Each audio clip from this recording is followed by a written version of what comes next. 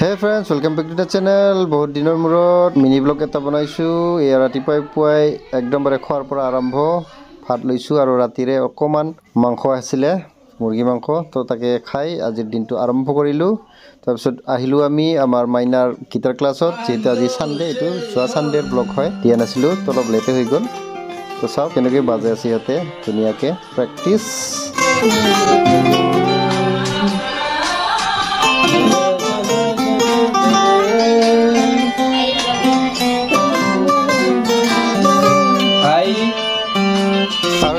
next रूमत निहाले editing करी आछे video तार आरो ये काम आरो कैमरा करा भिडिओ एडिटिंग करा ते नतुन बस्तु लइसे इया वाह वाह वाह आपेल लुकते नजले देखुन